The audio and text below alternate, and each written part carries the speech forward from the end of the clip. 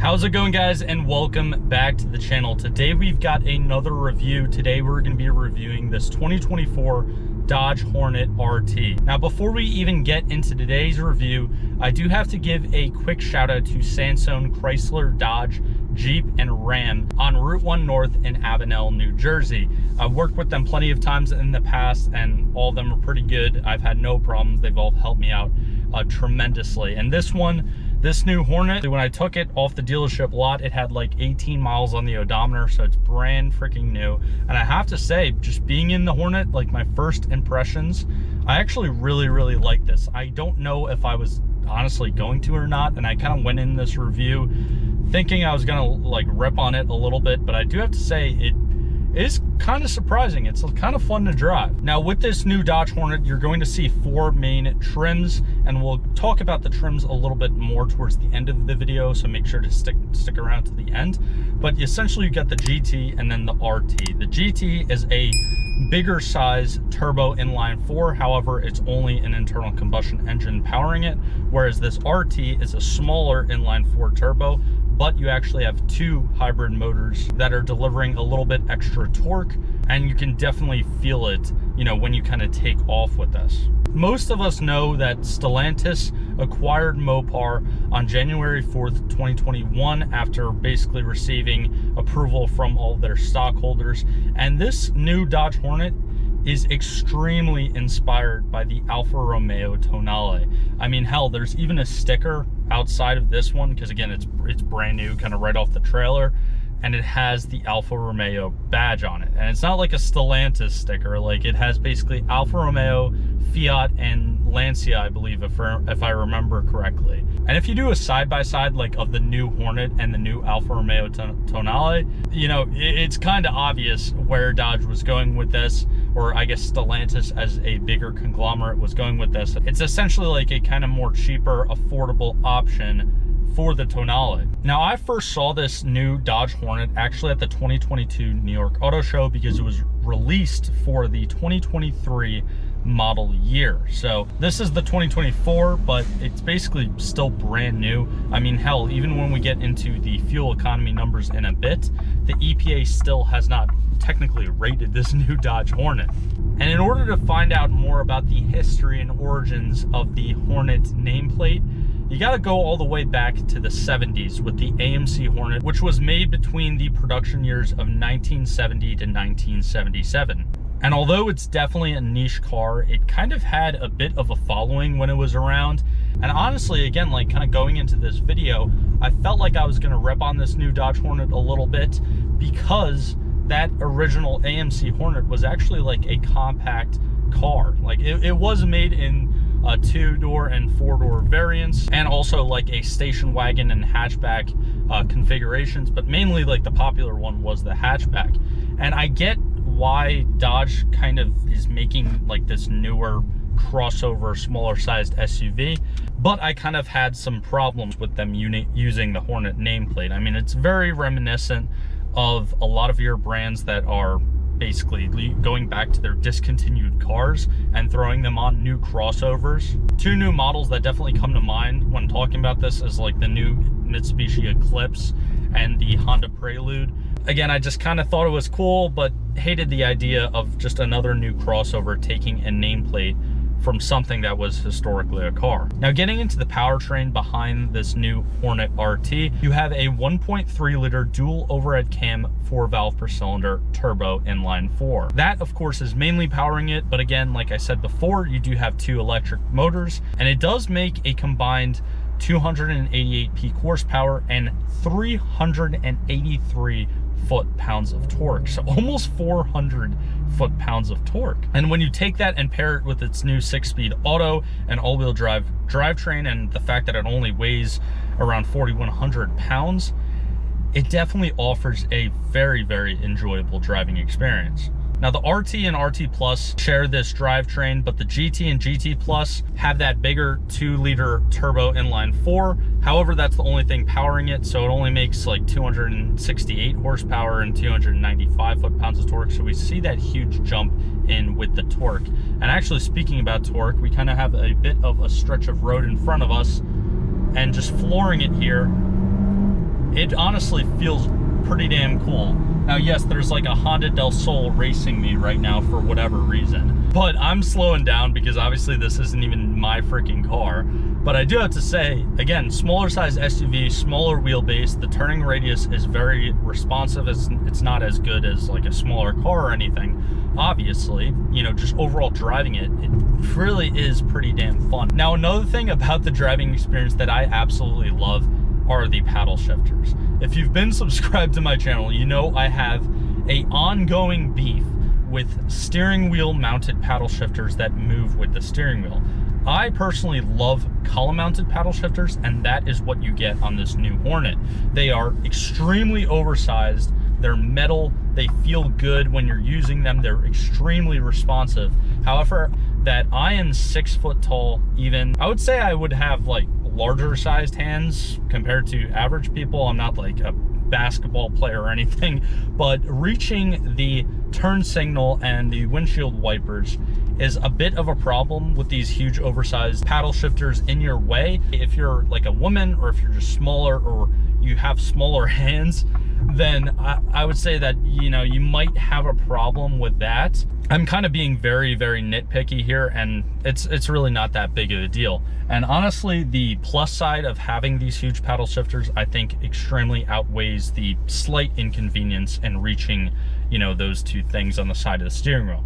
Now, as far as fuel economy is concerned, with these RT drivetrains, you do get an estimated 29 miles per gallon on average, and a estimated 77 mpge when factoring in, you know, the fully electric range. Now, the fully electric range is also said to be right around 32 miles on a full charge, and that definitely is not as impressive as like some of the other plug-in hybrids that I've had on the channel. I mean, hell, even thinking back to the new Prius that I just did a review on, also in Sansone's lot, and also the Hyundai Ioniq plug-in that I did a review on almost a year ago now.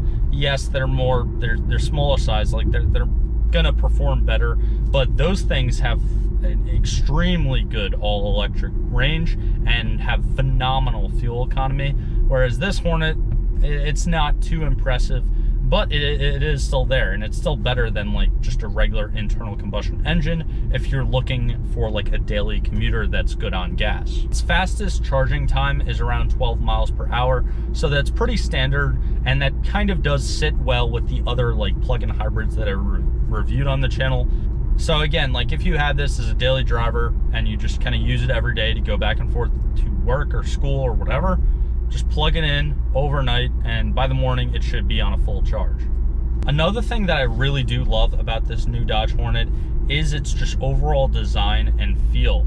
Yes, I know before, you know, you got a lot of design features that were kind of taken from the Alfa Romeo Tonale, and you can definitely see its inspiration of that model very, very well. You look at its exterior.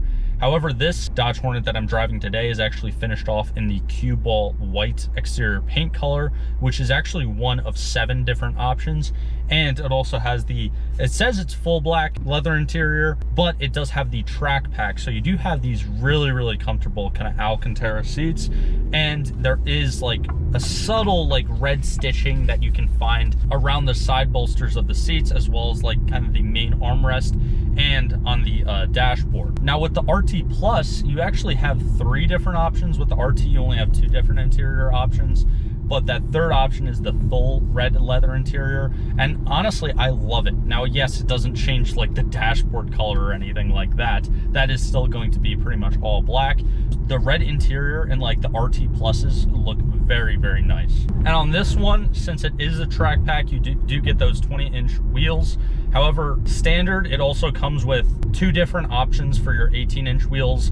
So just looking at all the different customization in the exterior, interior, and the wheel options, there's plenty of different specs. And even on Sansone's lot, there's so many different things that I kind of picked from for this video, and I think that that is definitely an underrated feature in a lot of models nowadays. There's so many models, specifically new models, that I'll review, and yes, maybe they won't be like the top of the line trim or anything, but there's just not a lot of different options really. However, with this new Hornet, there's plenty of different freaking options. Now, as far as the safety is concerned of this new Dodge Hornet, it has not yet been determined by the NHTSA or IIHS, because both agencies basically didn't do their crash tests on this new model yet, so I can't really speak for that. Another thing that I can't really speak on is the overall reliability. I do know that Dodge or Mopar, or I guess Stellantis now, has definitely had some problems with past newer models, and you know, they haven't really been the most reliable thing out there on the market, and that's a question that's kind of going to be answered more accurately with time. But now that we're on the highway again, putting it in sport mode, downshifting a little bit with these paddle shifters, and hitting it again one more time kind of just throws you back in the seat. And one thing that I love is when you're using the paddle shifters, you have complete control over the car. Now, I'm not going to, you know, compare it to like an exotic or anything with its paddle shifters, but I do have to say that I love the fact that it stays in manual and doesn't shift for you. If you miss a shift, it will go off the rev limiter. Like, it's not just gonna shift for you because you screwed up as the driver. I also do really like the fact that the standard gear selector, when you're not using the paddle shifters, is an actual stick. I hate the new dials that come with like a lot of your new models. And I also do like that when you slap this thing, when you're in drive and you slap it over to the left and you're in the manual kind of mode for like the gear selection, it stays in that manual mode until you pop it back over into drive. Which, yes, that's a feature that we've seen on a lot of like older models. It's definitely not the most intuitive thing out there. But I definitely feel like a lot of your new models are moving away from this overall design with its transmission. And now going back and looking at the 4 different trims for this new 2024 Dodge Hornet, it starts off with the GT with a very, very competitive at a little over 31,000 US dollars. Yes, it's still 30 grand, but I mean, hey, in the new car market, I consider that to be competitive. Now for the GT Plus, you're looking at around like 36.5 grand. And then for this new RT, it's a little over 41. And then for the RT Plus, it's going to be a bit under 47. So I have to say, probably like after dealer markup, it still is expensive. I mean, everything is expensive on the new automotive market, but I honestly feel as though that like $30,000 price mark is essentially kind of like the new age mark that makes something affordable. Another thing that I did want to kind of mention when I was doing the B-roll specifically for the engine, you do have those front 2 vents. They are functional vents, which is definitely a positive. Sometimes you see, you know, models come out and they just have like the aesthetic vents, but they are functional. And with it being a turbo engine, things are probably going to get hot. So I, you know, can at least appreciate the functionality of those vents. However, I don't really like the fact that it's just kind of covered in all plastic like a lot of your newer models are. You can still see like your downpipe and, you know, some of your engine parts, but overall, like, it's just all covered in plastic, which I just don't really like, but that is a trend for your newer models. But anyways, that's pretty much just gonna wrap up today's video. If you stuck all the way to the end, definitely be sure to leave a like, subscribe, comment down below if I missed anything, or if you like or dislike these new Dodge Hornets and then bringing back this nameplate in a crossover SUV. Also, again, I gotta give a quick shout out to Sansone, Chrysler, Dodge, Jeep, and Ram on Route 1 North in Avenel, New Jersey. If you're in the New York City metropolitan area or even in New Jersey, definitely be sure to check them out. They have a ton of different inventory and they're all great to work with on my end. But anyways, that's pretty much just gonna wrap it up. Like always, I hope you all have a great rest of the day, and I'll see you guys in the next one.